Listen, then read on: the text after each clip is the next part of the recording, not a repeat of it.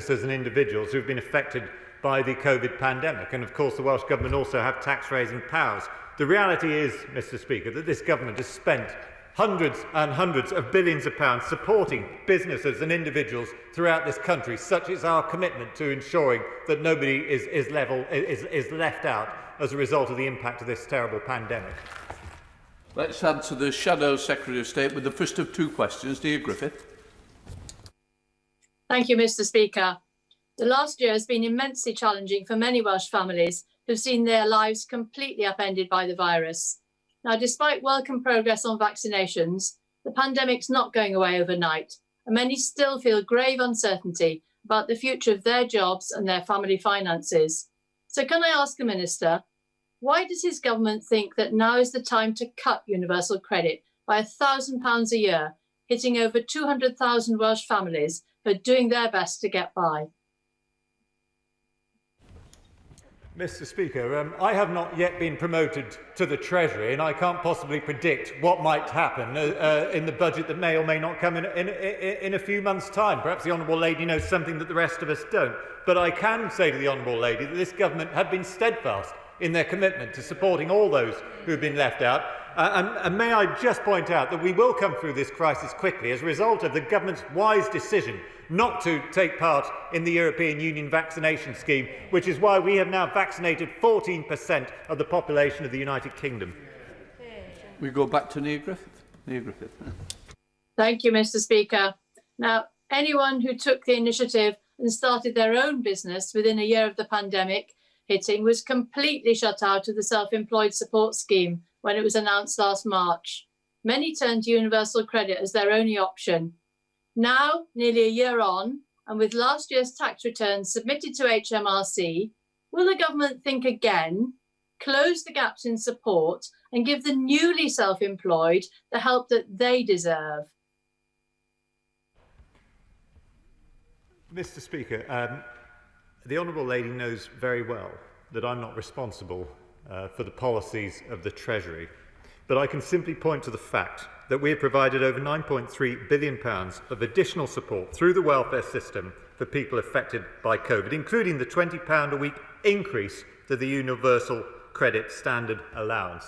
The government's commitment to supporting all those who have been affected by this pandemic is very, very clear to all. Mr. Speaker. Mr. Speaker, we have provided £16.8 billion to the devolved administrations to fight coronavirus, including £5.2 billion to the Welsh Government and £8.6 billion to the Scottish Government. We've also secured vaccines for all four nations, demonstrating the importance of the Union and how we are stronger together. Mr. Speaker, the fiscal settlement of this United Kingdom means the Treasury continues to impose unfair and unreasonable, inexplicable limits on the devolved nations' borrowing powers. This has meant that at every step throughout the COVID crisis, the devolved nations have had to wait for the Treasury to announce financial support before they could do the same. The next challenge is climate action, and with evidence from the Disgupta review and the Committee on Climate Change showing how far we've got to go, will the government now ensure that devolved nations are fully equipped to meet this challenge by devolving borrowing powers? Well, Mr. Speaker, I would have thought that the Scottish people, with their reputation for understanding the importance of money, would be quite pleased that the UK government has provided £8.2 billion of extra funding for the Scottish Parliament, rather than expecting them to borrow money and pay it back at some point. And I would suggest that the honourable gentleman might like to familiarise himself with a report from the LSE this morning, which suggested that independence for Scotland would end up costing every Scottish taxpayer thousands of pounds a year, in addition to the £8 billion that they would have lost as a result of the UK government providing that extra money to the Scottish Parliament. Question number 16, Mr. Speaker. Thank you, Mr. Speaker. The UK Government has taken significant steps to support and promote the Welsh lamb exports around the world. These include securing a tariff-free to quota-free deal with the EU and securing the protection of the Welsh lamb geographical indicator as part of the Japan deal.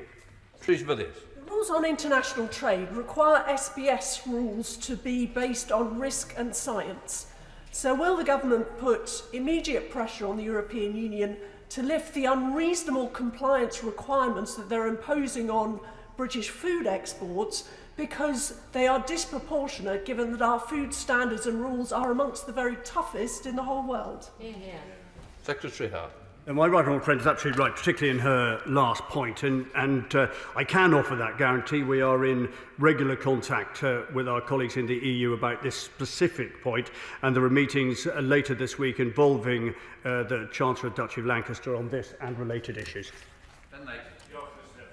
Mr. Speaker, as the Honourable Lady mentioned, lamb exporters in West Wales have raised similar concerns about the delays that they're facing at EU ports, reporting that some shipments have been held by customs officials for 2 to 3 days due to these supposed issues with animal health export certificates. Can the Secretary of State enlighten us whether he expects an urgent resolution to this problem? Thank you, Mr. Speaker. I don't know whether how urgent would be defined in the EU at the moment, but certainly there is an urgency to resolve some of these problems. As I've mentioned, and in answer to an early question, there are some teething issues around this which can be resolved quite quickly. If there are longer-term structural issues, they need to be looked at in more detail. But it is also worth pointing out, because I share sheep farming interests in my constituency, as the Honourable Member does, that there are some big opportunities across the rest of the world which we should be exploring, rather than necessarily just concentrating on some of the difficulties with the EU. Craig Williams. Thank you, Mr. Speaker. Welsh lamb is a premium product that's wanted across the world. Welsh bull livestock market, which is usually the heart of my farming community, is quieter because of COVID, but I will say the lamb prices, sheep meat prices are robust still. Can I ask the Secretary of State, building on the points previously of the two honourable members, about the SPS issues, whether he can convene with industry, with myself and with farmers and the slaughterhouses in Montgomeryshire to meet to discuss the health certificates and those wider SPS issues which are clearly out of order on the EU border?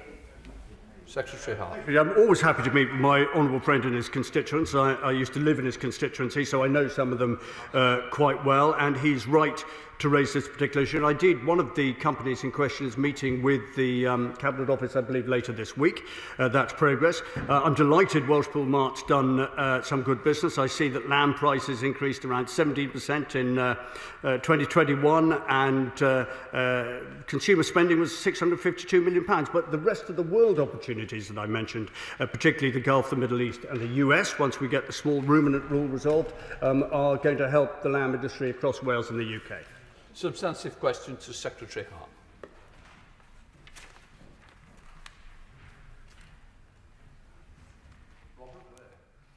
Thank you, Mr. Chuck. I'm going to press on anyway. The Wales Office recognises the importance of apprenticeships and the opportunity they provide.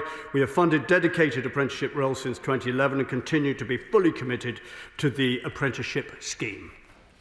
Let's head over to Robert Halfon. Robert Halfon.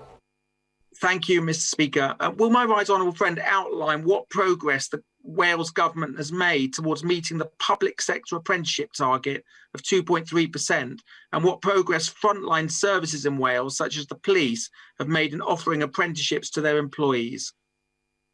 Secretary Hart. Well, Mr. Speaker, I'm delighted that the my honourable friend has raised this point, because, of course, public sector apprenticeship target is applicable only to bodies in England. But he raises a really critical point about devolution. And we're concerned, as one example, that Welsh police forces, that being that example, are paying into the apprenticeship levy scheme, but they're not getting anything out of it because Welsh Government does not support police apprenticeships. So I'm perhaps suggesting to him that it would be a very interesting topic for his committee to look at as to why Welsh forces are paying in but actually getting nothing out the other end by way of apprenticeships. Substantive question to Secretary Hart. Secretary Hart, substantive question. Thank you, Mr. Speaker. We've agreed a deal which provides Welsh business with exceptional access to the EU market. It's the first time ever that the EU has agreed a zero tariff, zero quota deal. Turning to Wales with Stephen Crabb. Stephen Crabb. Thank you, Mr. Speaker. Getting the Brexit deal across the line before the end of the year was important, and huge credit to the government for securing this. But we do have a serious situation emerging at Welsh ports with freight levels way down on where they should be. So could I ask my right honourable friend to work urgently with ministerial colleagues, with HMRC and with the trade bodies to find simpler solutions to the problem of checks and paperwork, which risks making the UK land bridge more costly and less attractive for trade between Ireland and the continent. Secretary Hart. I am very grateful for my right honourable friend's question. As he knows, I'm in touch with Pembroke, Fishguard, Holyhead about this particular issue, trying to make a distinction between what we can assign to sort of COVID changes in business and perhaps the more permanent other factors that he refers to. There are some complications around port infrastructure, which is the responsibility of Welsh Government. We've got meetings tomorrow to try and push Welsh Government to get that process underway more quickly. We've got discussions with road hauliers around the land bridge, but I absolutely assure him we want this business to return to as near as possible, as soon as possible. Very happy to work with him and others in achieving that goal. Okay. Prime Minister. Okay.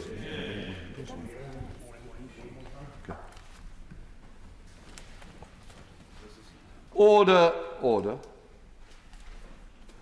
Before we come to the Prime Minister's questions, I want to express on behalf of the whole House our deep sadness at the death of Captain Sir Tom Moore. His dignity and determination in raising money to support the NHS charities caught the nation's mood at the most difficult time. He exemplified the best of our values. I know the whole House will want to join me in sending our condolences to his family and his many friends. I invite members to now join me for a minute's silence to commemorate Sir Tom's life and to pay our respects to those who lost their lives as a result of the COVID and their families and friends.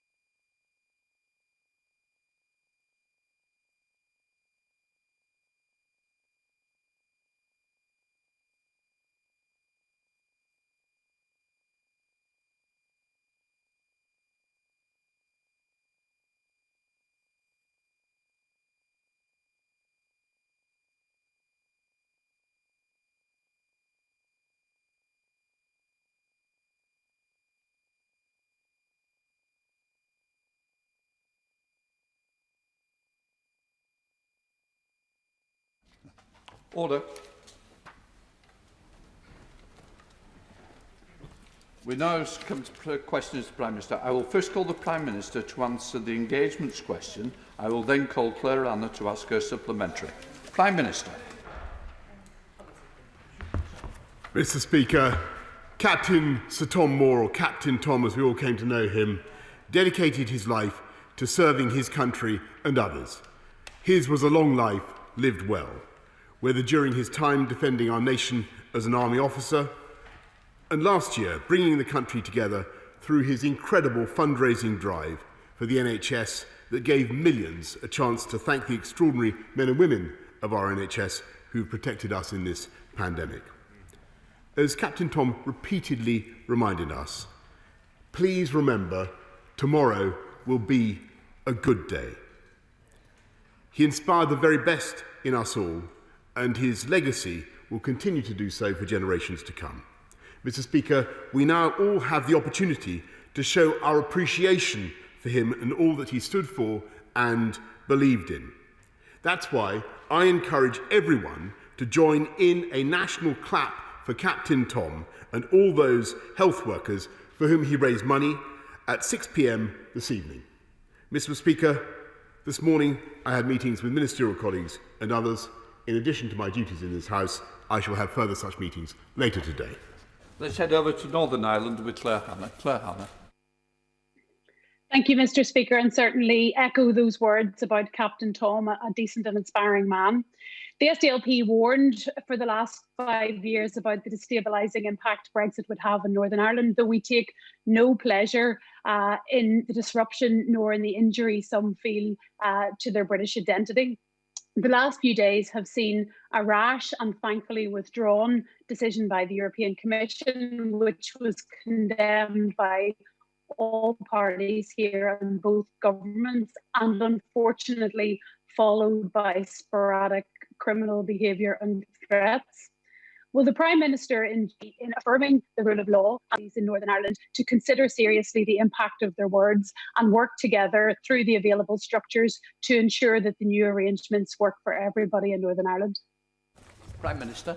Mr. Speaker, I certainly agree with the Honourable Lady that it was most regrettable that the EU should seem to cast doubt on the Good Friday Agreement, the principles of the peace process, by seeming to call for a border across the island of Ireland. And I can tell her that we will work to ensure that there are no such borders. We will respect the peace process and indeed no barriers down the Irish Sea, and that the principle of unfettered access across all parts of our United Kingdom is upheld.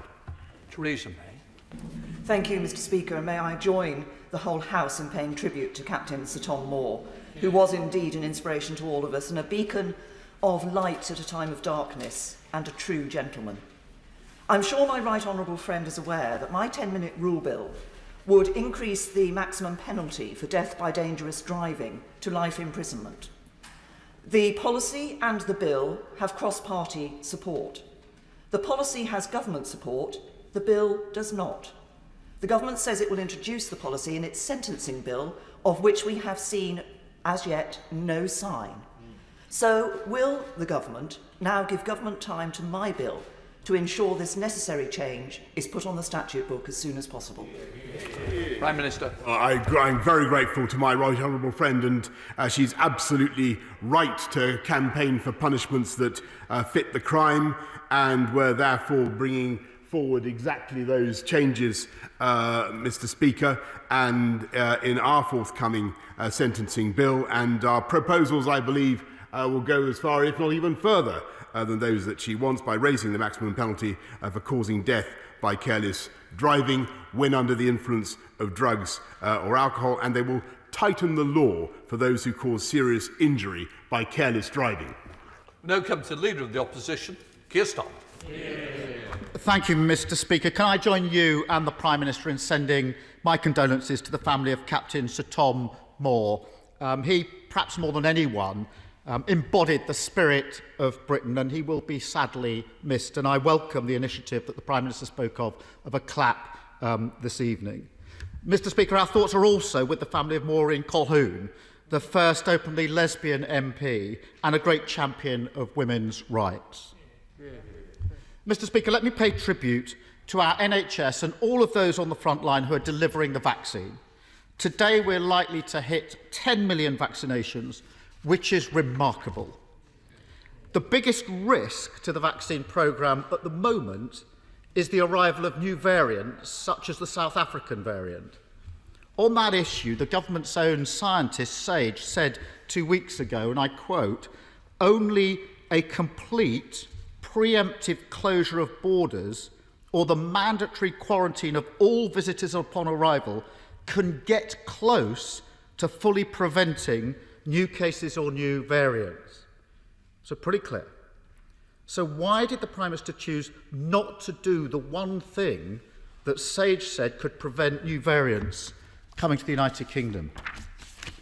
Prime Minister. Well, actually, Mr. Speaker, Sage did not recommend a complete ban, and they say that travel bans should not be relied upon to stop importation of new variants. But we do have, Mr. Speaker, one of the toughest regimes in the world, and anybody coming from South Africa not only has to do a test before they come here, but anybody coming from South Africa now, British citizens returning from South Africa now, will find themselves obliged to go into quarantine for 10 days, and they will have an isolations assurance agency checking up on them, and it is illegal now Mr. Speaker, to go on holiday in this country. It is illegal to travel from South Africa or all the countries on the current red list. And we will be going forward, Mr. Speaker, with a plan to ensure that people coming into this country from those red list countries immediately have to go into government-mandated quarantine hospitality. Keir Starmer. Mr. Speaker, I'm intrigued by the Prime Minister's answer. I don't think he disputes what Stage's view was, that only a complete closure or comprehensive quarantine of all arrivals will work. He doesn't seem to dispute that. He says it simply wasn't a recommendation. I would ask the Prime Minister to publish the full Sage minutes so that we can see what was said in full, or if there's some other advice, perhaps publish that. Because the situation is this: we know the South African variant is spreading across England and measures are in place to try to deal with that. We also know that other variants are out there in other parts of the world. So is the Prime Minister really saying, just as a matter of common sense, is he saying that quarantining all arrivals would make no difference to fighting new variants of the virus? Or is he saying that quarantining all arrivals at the border would make a difference, but it's too difficult to do it? Prime Minister. Mr. Speaker, this is the right honourable gentleman who only recently said that quarantine measures were a blunt instrument, and whose Shadow Transport Secretary said that quarantine should be lessened. We have one of the toughest regimes in the world, and I think when he calls for a complete closure of borders, or suggests that that might be an option, Mr. Speaker, he should be aware that 75% of our medicines come into this country from the European continent, 45% of our food. 250,000 businesses in this country rely on imports. It is not practical completely to close off this country, as he seems to be suggesting. What is practical to do is have one of the toughest regimes in the world and to get on with vaccinating the people of this country, which is what we are doing, Mr. Speaker. Keir Starmer. Mr. Speaker, what he says about the Labour position is complete nonsense. He knows it. It's the 3rd of February 2021. With new variants in the country, our schools are shut and our borders are open. Everybody knows there are exceptions, whatever the quarantine regime. Everybody knows that. And that's not what this question is about. The position is this: 21,000 people are coming into this country every day. The Prime Minister's new border arrangements are still weeks away from being implemented and will only affect direct flights from some countries. We know from the first wave of the pandemic that only 0.1% of virus cases came from China, where we had restrictions, whereas 62% came indirectly from France and Spain, where there were no restrictions. Why does the Prime Minister think that the variants of the virus will behave differently and only arrive in the UK by direct flights? Prime Minister. Mr. Speaker, he can't have it both ways. He simultaneously says that he wants the borders to be kept open for freight reasons or to allow businesses to carry on. I think that was what he was saying, whilst calling for tougher quarantine measures, which is exactly what this government imposed as soon as we became aware of the new variant, Mr. Speaker. And I repeat what you have to do if you want to come into this country from abroad. You have to 72 hours before you fly. You have to get a test, Mr. Speaker. You have to have a passenger locator form. You're kicked off the plane if you don't have it. You then have to spend 10 days, Mr. Speaker, in quarantine. If you come from one of the red list countries, Mr. Speaker, you have to go straight into quarantine. And all of this, of course, is to allow us to get on with the vaccination programme. And if it had listened to the right honourable gentleman, Mr. Speaker, we would still be at the starting blocks, because he wanted to stay in the European Medicines Agency, Mr. Speaker, and said so 4 times from that dispatch box. Keir Starmer. Nonsense. Don't let the truth get in the way of a pre-prepared gag. Mr. Speaker, the Prime Minister knows I've never said that from this dispatch box or anywhere else, but the truth escapes him. Mr. Speaker, he describes the current arrangements. If they were working, the variant wouldn't be in the country, the single biggest threat to the vaccine system. Mr. Speaker, let me turn to another area where the government's been slow to act: the cladding crisis. This is affecting millions of people. And I can't tell the Prime Minister how anxious and angry people feel about this. It's now 3.5 years since the Grenfell tragedy, which took 72 lives. So can the Prime Minister tell the House and the country why, 3.5 years on, are there still hundreds of thousands of people living in homes with unsafe cladding, 3.5 years on, and why are millions of leaseholders in homes that they can't sell and facing extortionate costs? Prime Minister. Mr. Speaker, in respect of the Honourable Gentleman's last answer, may I advise him to consult YouTube, where he will find an answer. He raises a very important point about cladding and the predicament of some leaseholders, of many leaseholders, and he is absolutely right, Mr. Speaker. This is a problem that needs to be fixed. This government is getting on with it. 95% of the high-rise buildings with unsafe ACM cladding work is either underway, they are either complete or underway to remove that cladding, Mr. Speaker. I very much appreciate and sympathise with the predicament of leaseholders who are in that situation, but we are working to clear the backlog, and I can tell him that my right honourable friend, the Chancellor and the Community Secretary will be coming forward with a full package to address the issue. Keir Starmer. Mr. Speaker, whatever the Prime Minister claims being done isn't working. Because this is the situation. Through no fault of their own, huge numbers of people, especially leaseholders, are stuck in the middle. They are living in unsafe homes. They can't sell, and they're being asked to foot the bill. That's the situation that they are in. Take, for example, Will Martin. He's a doctor who's got a flat in Sheffield. He's been spending his days on the front line fighting COVID in the NHS. He spends his nights worrying about the £52,000 bill that he now has to pay for fire safety repairs. He doesn't want future promises, Prime Minister.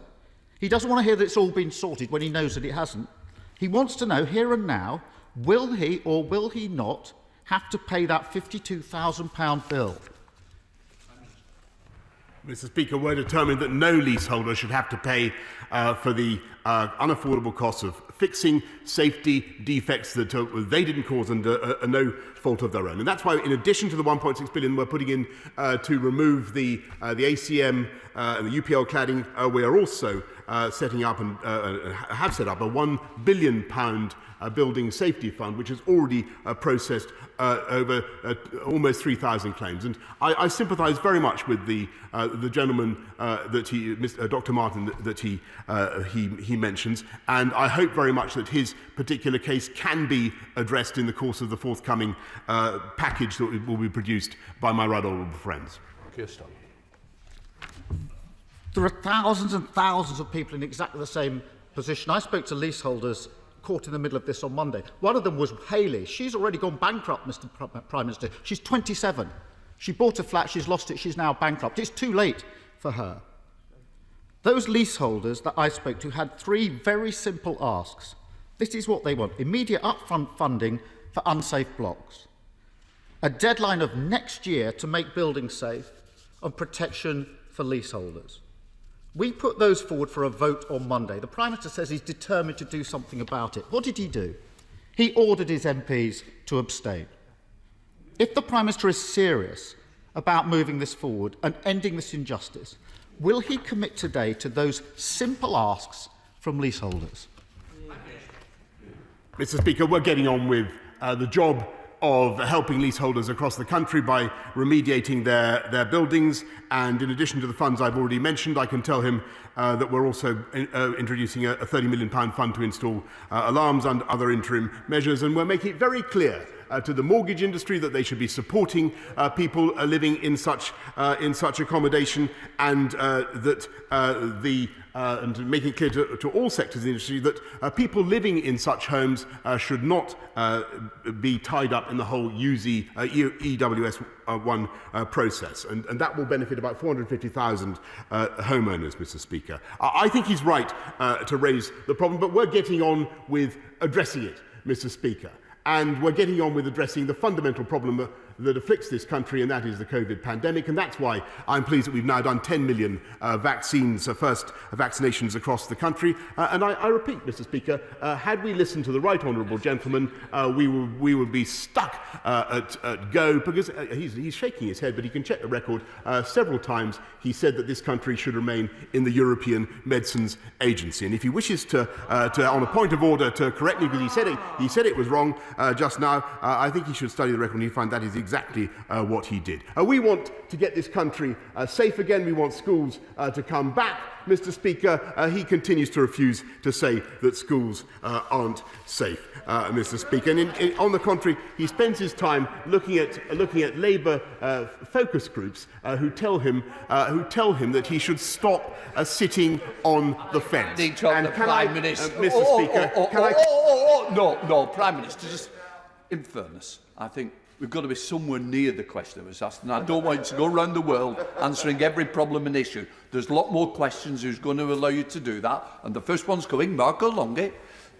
Thank you, Mr. Speaker. And may I join the Prime Minister with his moving words towards Captain Sir Tom Moore, who was an inspiration to each and every one of us in this country and beyond, may I say.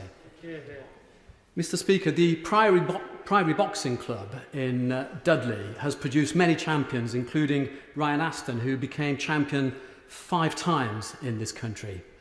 May I ask the Prime Minister to join me in paying tribute to Paul Goff at the club, who is working with young boys and girls who are often who have been excluded from mainstream education. And may I ask him also to pay tribute to the council leader, Patrick Harley, who has agreed and is supporting a new school in partnership with the club to ensure that these young people are actually going to be getting academic qualifications, as well increased self-belief and new opportunities for the future. Mr. Speaker, I thank my honourable friend for raising this excellent club, and I'm happy to join my honourable friend in paying tribute to the work of Paul Goff and Patrick Harley, everybody at that Priory Boxing Club. And I know from personal experience what a huge difference it can make, not just to young people's fitness, but also to their educational success to attend boxing clubs, Mr. Speaker.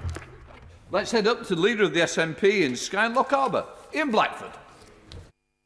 Thank you, Mr. Speaker. And can I associate myself with your remarks about the remarkable gentleman, Captain Sir Tom Moore? Everything that he's done, he has been an inspiration to each and every one of us. And I would like to send my condolences to his family and friends. Mr. Speaker, last week, we told the Prime Minister it was wrong for him to visit Scotland in the middle of a pandemic. We told him it was a non-essential visit. Mr. Speaker, this morning, the Daily Record newspaper revealed that the Prime Minister knew that the Livingston plant that he was visiting had an outbreak of 14 COVID cases just 24 hours earlier. There are serious questions to answer. Did the Prime Minister and his advisers know about the COVID outbreak? When did they know? And when did the Prime Minister make the irresponsible decision to go ahead with what was a PR stunt? Minister.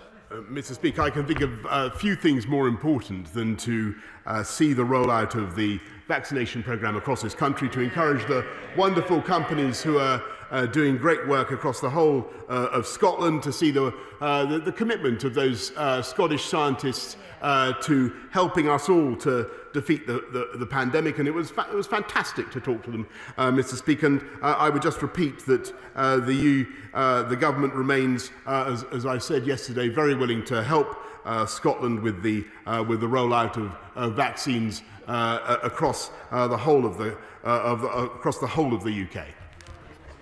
Returning to Ian Blackford. Ian Blackford.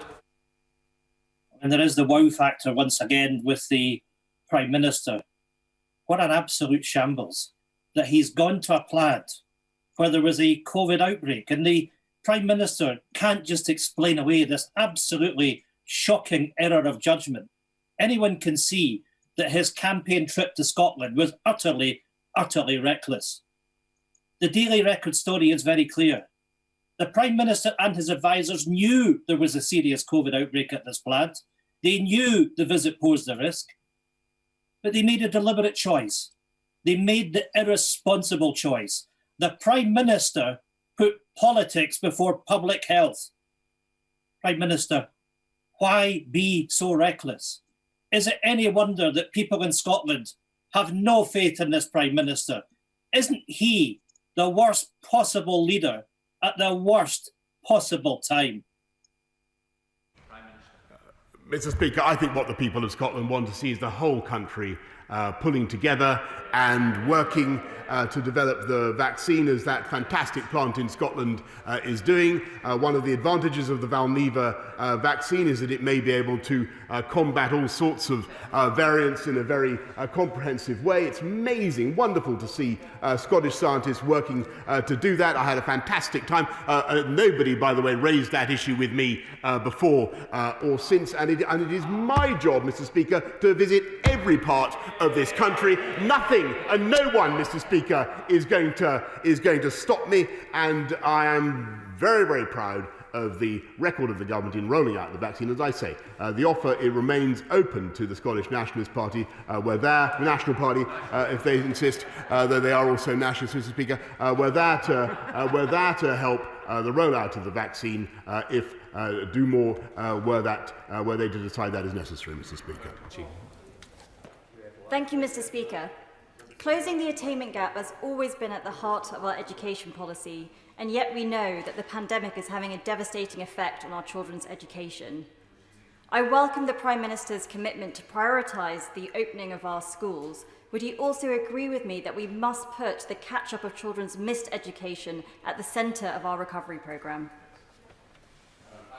Yes, indeed, Mr. Speaker. That's the single most, I think, of all the challenges now facing the country. It is remedying the damage to children's education. Yes, of course, we've got to clear up the backlog in the NHS. We have problems in the courts, but it is education that is going to be the focus of this government, Mr. Speaker, and repairing the differential learning that's taken place during the crisis. Let's head to Northern Ireland with Stephen Farry. Stephen Farry. Thank you, Mr. Speaker.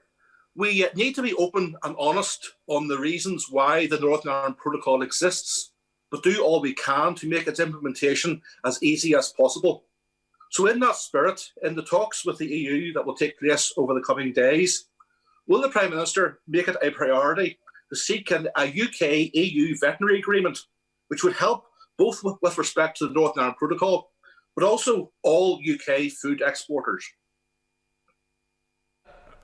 Mr. Speaker, I'm very grateful to the honourable gentleman, and we do think that it is very important that the protocol should not place unnecessary barriers or barriers of any kind down the Irish Sea. It was, as I said to a colleague earlier, I think it was most unfortunate that the EU seemed to want to impose a barrier across the island of Ireland. We seek to make sure there are no such barriers, Mr. Speaker, down the Irish Sea. I said to Gloucestershire with Lawrence Robertson. Lawrence Robertson. Thank you, Mr. Speaker. Some of my constituents had their Christmases ruined because the heavy rainfall and local inappropriate development caused foul water to enter their homes, causing them great difficulties. So will the Prime Minister appoint a statutory body with the specific and undeniable responsibility of ensuring that no developments can automatically tap into existing drainage systems, and that before developments begin, a full assessment is made of the local drainage capacity, and if that capacity would be inadequate, that the development does not begin until the infrastructure is upgraded? Prime Minister. Well, I will study the very interesting proposals that my honourable friend makes, but in the meantime, I will raise them particularly with the Environment Agency, who I think do a fantastic job in managing local areas that are prone to flooding, to putting in the necessary defences. And I know that our colleagues across the House will have seen the work of the Environment Agency across the country, and we're making another £5.2 billion investment into additional flood defences, which I know will benefit his constituents in Gloucestershire and across the country. Sorry, thank you, Mr. Speaker. The Prime Minister was not born in this country. My parents were not born in this country. I was, but we are all British. There are, however, hundreds of thousands of children, including in my constituency in Streatham, who, like us, born or raised here, are entitled to citizenship but priced out by a £1,012 fee. Without it, they face barriers to university, work, healthcare, renting a home or opening a bank account.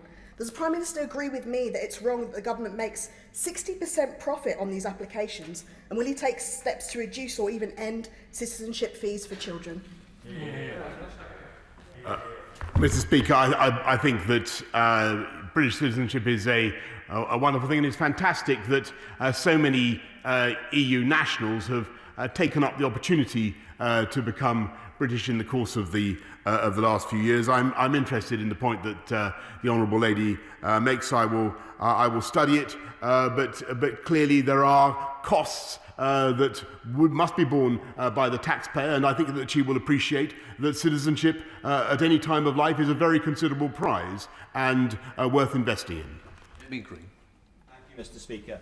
The police have been one of our public services who have been absolutely essential during the pandemic. So will my right honourable friend join me in welcoming the fact that the Kent Police and Crime Commissioner Matthew Scott has announced another 145 police officers during this year, bringing to the total of 800 extra police we have on the streets of Kent, and most importantly that this has been accompanied by a reduction of 17,000 in the crime numbers in Kent this year. Mr. Speaker, I thank my right honourable friend, who's a long-standing and redoubtable campaigner for law and order and for the police, and I also congratulate Police and Crime Commissioner Matthew Scott for what he's doing to back the police and to recruit more police in Kent, and that's why we are putting another 20,000 more officers on the streets of this country, and I think we've already recruited about 6,000, Mr. Speaker. Let's head up to the North East with Julie Elliott. Julie Elliott. Thank you, Mr. Speaker. Last week, the government responded to concerns from our care workers by stating, "We're immensely proud of all our care workers do." This is a sentiment we all share, yet in the very same statement, the government sought to pass the buck for the way our care workers have been treated by saying the vast majority of care workers are employed by private providers and that the government does not set levels of pay for care workers. Why won't this government commit to ensuring our care workers are paid a wage they can live on? Mr. Speaker, this government is proud of not only setting up the national living wage, but making sure that we had record-breaking increases both last year and this year. And that is the most important thing we can do for care workers and workers across the country. Let's head up to see Joy Morrissey. Joy Morrissey. Thank you, Mr. Speaker. And may I thank the Prime Minister for prioritising schools during this pandemic. And will the Prime Minister confirm that this remains the case? And on Children's Mental Health Week, will the Prime Minister work with parents and frontline children's charities to minimise the disruption to children and to their mental health caused by this pandemic? Prime Minister. I'm grateful to my honourable friend for what she does to champion this very, very important cause, and it is Children's Mental Health Week this week, and partly in recognition of the extent of the problem and the issue across the whole of the country, we've announced a new youth mental health ambassador who's going to be working with the government, Dr. Alex George, who'll be working with the government to underline the importance of mental health resilience, Mr. Speaker, and making everybody in our country better able to deal with some of the problems that life throws in our way. Into Northern Ireland with Ian Paisley. Ian Paisley. Thank you, Mr. Speaker, and may I too express condolences to the family of Captain Sir Tom Moore, an inspirational and wonderful gentleman. Prime Minister, you say that your commitment to Northern Ireland is unshakable. Well, I speak for all of my constituents today when I tell you that the protocol has betrayed us and has made us feel like foreigners in our own country. Tea and sympathy will not cut the mustard. So what is the Prime Minister actually going to do when the Prime Minister realises that the EU will do nothing to help Northern Ireland? Will the Prime Minister use all of the instruments at his disposal, Will he use, if necessary, his parliamentary majority? Will he legislate, if necessary, to remove the impediments to trade in Northern Ireland? And will he be a man of his word and allow businessmen in my constituency to bin the unnecessary documentation that he told us we could bin? Prime Minister, be the unionist we need you to be. I utterly share the frustration of the honourable gentleman about the way the EU, in particular, the EU Commission, temporarily seem to call for you to use the protocol in such a way as to impose a border contrary to the spirit of the Good Friday Agreement, contrary to the letter of the Good Friday Agreement. And we will do everything we need to do, Mr. Speaker, whether legislatively or indeed by invoking Article 16 of the protocol, Mr. Speaker, to ensure that there is no barrier down the Irish Sea, and the honourable gentleman's business constituents, some of whom I know very well and admire very much, can continue to do business unfettered between Northern Ireland and the rest of this country. Speaker, may I congratulate my right honourable friend on his calm handling of the European Commission's misbehaviour over vaccines in Northern Ireland. Nevertheless, we can learn something from our European friends. Andalusia, a Spanish province of 8 million people, had a COVID death rate of about 190 deaths per million in November, higher than ours at the time. After giving activated vitamin D, calcifidiol, to care home residents and some GP patients, that death rate almost halved, whilst ours was doubling. Can he ask his advisers to look urgently, again, at the very latest Spanish research about this cheap, safe and apparently effective treatment?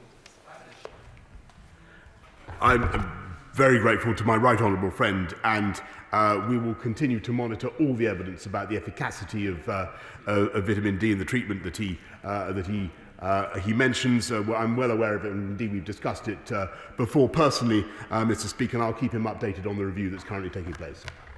Let's head up to the northwest with Rosie Cooper. Rosie Cooper. Thank you very much, Mr. Speaker. Scammerdale residents believe that they are an island of forgotten people. It's a 60s new town with very poor public transport and one of the lowest levels of car and vehicle ownership.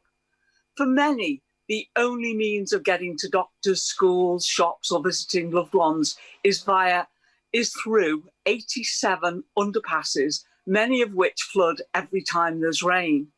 Will the Prime Minister ask his officials to work with Lancashire County Council to find and fund a permanent, and I do mean a permanent solution, which doesn't involve providing canoes?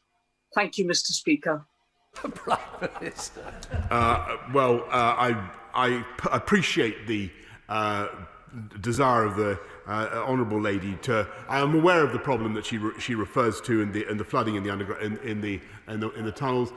We will certainly work with Lancashire County Council to mitigate the problem, to sort it out. But we are, and just to repeat, we have the funds available, and we'll make sure that it's done, Mr. Speaker. Jenkinson. Thank you, Mr. Speaker. We were delighted to hear that Maryport in my constituency of Workington was successful in our bid for a future High Streets Fund, one of my right honourable friend's 50 additional towns announced last August, and a bid I led when I was Deputy Leader of Allerdale Borough Council. We're hoping too for a positive outcome to our Towns Fund bid for Workington. Can I take this opportunity to thank my right honourable friend for all he's doing for my constituents and levelling up across the United Kingdom, and invite him, as soon as he is able, to visit my constituency to see for himself its potential. Well, I want to thank my honourable friend, who is a fantastic advocate of the people of Workington, and never fails, Mr. Speaker, to put their interests before me. And I will do everything I can to help him, and I will check my diary commitments to see when I can get there, and I hope it will be as soon as possible. Let's head to Wales with Hull Williams. Hull Williams. Thank you, Mr. Speaker. Delivery of important letters, packets and parcels in the Carnarvon area have been delayed for days and weeks by a COVID outbreak amongst local postal workers. The Prime Minister will, I'm sure, join me in wishing my constituents a speedy recovery. But what is his government doing during this health crisis to make sure that the once world-beating, but by now privatised Royal Mail is sufficiently robust to fulfil its duty to the public, particularly in rural areas? Mr. Speaker, the most important thing we can do, and I pass on my sympathies to all those affected by the outbreak of COVID that he describes. I think the most important thing we can do is continue to roll out the vaccination programme, and we want to get key workers such as postal workers as fast as we possibly can. We're already at 10 million across the whole country. We've got to get down the JCVI groups 1 to 9, Mr. Speaker, the most vulnerable groups. But postal workers over 50 will certainly be included in that group. But after that, we want to get down to all key workers who come into regular contact with others and who may be exposed to the virus, Mr. Speaker. Kemp with Tracy Crouch. Tracy. Thank you, Mr. Speaker. The Prime Minister will be aware that the second wave of coronavirus has had a significant impact on the mental well-being of frontline nurses and doctors, with many in critical care units facing continuous shifts with dismal survival rates, causing a level of psychological harm that may result in PTSD. With this in mind, will he look at utilising the military understanding of this condition and urgently invest in training sufficient numbers of psychology professionals to support our heroic nurses and doctors fighting on the front line of this battle against COVID-19? Prime Minister. Mr. Speaker, my right honourable friend raises an extremely important point about PTSD in the NHS and NHS staff who do an amazing job treating us all. And I will certainly look at the particular recommendation that she now makes, but clearly we're as part of the £52 billion package of investment that we're making in the last year into the NHS. We will be making sure that we support staff working on the front line, their mental health, and making sure that they have all the health and well-being helplines that they need, all the advice and counselling that they need to get through what has been for all of them a really, really difficult time. Let's head up to Lanark with Angela Crawley. Angela Crawley. Thank you, Mr. Speaker. Yesterday, the Scottish Government announced that they would go further than the Prime Minister and introduce a comprehensive system of supervised quarantine for those entering the country. It is evidently clear that countries that have employed an effective international quarantine measure are now reaping the rewards of reopening their economies and reducing the unnecessary loss of life. Faced with the overwhelming evidence that importing new cases and variants could undermine our efforts again, why is the Prime Minister watching, waiting and hoping for the best when we know that his dithering on crucial decisions has already had catastrophic consequences?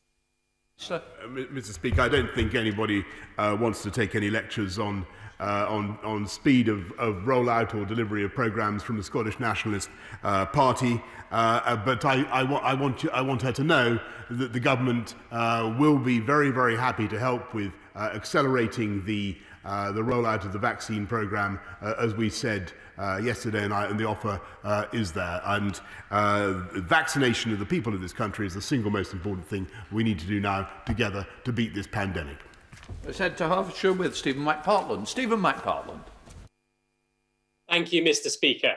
Millions of leaseholders are living in fear because they have no idea how safe their buildings are, and they're also facing staggering bills which they cannot afford.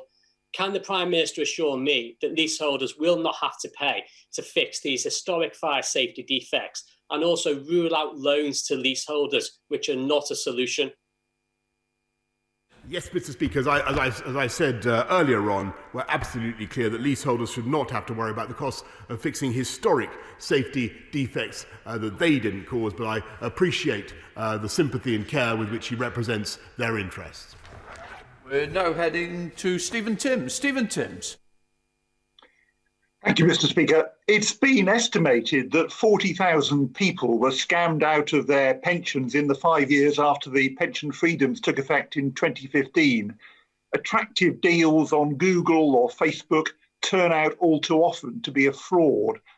So will the Prime Minister ensure that the planned online harms bill tackles online financial harms in order to address this very serious problem? He makes an excellent point, Mr. Speaker, about online fraud. It is becoming an increasing concern of the government and I think of people across the country. People must be vigilant. We will look at what we can do, as he suggests, with the online harms bill or any other measures to protect people, particularly pensioners, against fraudsters online. And don't forget, the Prime Minister is asking the countries to get together and clap at 6 o'clock. I'm now suspending the House for 3 minutes to enable... No, they can't come back. I'm just going... Point of order, is it related to Prime Minister? Mr. Speaker, if it assists the House, perhaps I could help to correct the record. On the 31st of January 2017, the Right Honourable Gentleman opposite told the House, as recorded in Hansard, why would we want to be outside the European Medicines Agency, which ensures that all medicines in the EU market are safe and effective? Order. We're not continuing the debate. That correction will be on the record, but I'm not reopening a debate. I'm suspending the House for 3 minutes to enable the necessary arrangements for the next business to be made. Order.